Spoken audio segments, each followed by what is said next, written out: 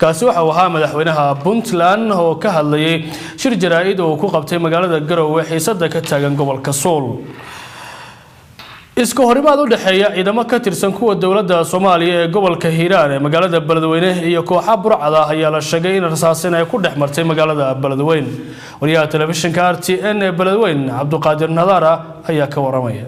ciidamada militariga dawladda Soomaaliya ee magaalada Beledweyne ayaa howlgallo waxay maanta ka sameeyeen xaafadda Howlwadaag oo maalmihii la soo dhaafay cabashooyin kala duwan ay ka imaanayeen taasi oo ku aadan jagboontiyo aad u fara badan oo wadooyinka qaar la dhigay. qaar ka mid ah wadayaasha gawaarida xamuulka ayaana aad ugu cabanayay. gudoomiye ku-xigeenka amniga iyo siyaasadda gobolka Hiiraan oo warbaahinta la hadlay ayaa faahfaahin ka bixiyay howlgallada ciidamada ay sameeyeen, waxaana uu sheegay in iska horimaad kooban uu ku dhexmaray xaafadda Howlwadaag ciidamada dawladda Soomaaliya iyo sidoo kale burcad uu sheegay jidgooyooyin aad u fara badan inay dhigtaan xaafadaasi. Howlwadaag waxaa ka dhacay waxyaabo guryaha dalka soo laabtay oo la burcad jidgooyo aad u dariiq guryaha wadada taagneed maxaan ku yiraahdaa ayaa saakay ciidamada xoogga dalka Soomaaliyeed qaybahooda kala duwan qaybta ayaa saakay ka safeeyeen saakay weerar ku qaadeen ayagoo qabsaday baabuur safar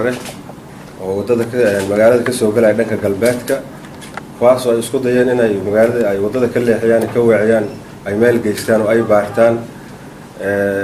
ilaa alxamdu markii laga war helay ciidamada xoogga ku dhaqaaqday awal bajidgooy ayeen burcad bay ahaayeen nimankii waa la baacsaday kullay sida hadda aan wararka ku helayna in magaalada meel ka fog ay joogaan u jirtay maxaan ku yiraahdaa ugu yaraan 25 kilomitir magaalada laga saaray waxna hadda ay ka dhaawacan yihiin waxna gacanta lagu hayo waa la sheegay. marka nimankaas waa niman burcad qaadul dariiq waxaan ku yiraahdaa ummadaan u turaynin awal cadow hal cadow baan leeyahay waxaan iska ilaalinaynay nimanka yareero gafuurka dooban la iska ilaalinaynay waa niman ummadda nimanka ugu soo soko maray oo wadada taagan oo maxaan ku yiraahdaa habarta yaanyada soo wixii ku soo gadan leed ka xoogaayo gaari iska socda leefku garaacayo dadkii wadada u taagan. marka insha Allah waxa hoosta laga xariiqay dib ahaan in laga safeeyay eeriyada magaalada oo dhan iyo intii gacanteena ay gaartay dagaalkan saako bilaawday howlgalkaas saakay burcad lagu bilaabay ciidamo gaar ah oo samaysan insha Allah in la soo qabto ama la soo afjarana waan rajaynaa hadii Ilaahay yiraahdo.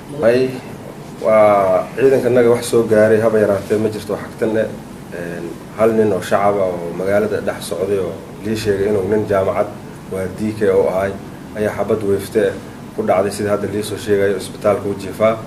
sidana waxaan leenahay Ilaahay ha caafiyo. Cabduqaadir Cumar Ibraahim, Cabduqaadir Nadaara, RTN TV,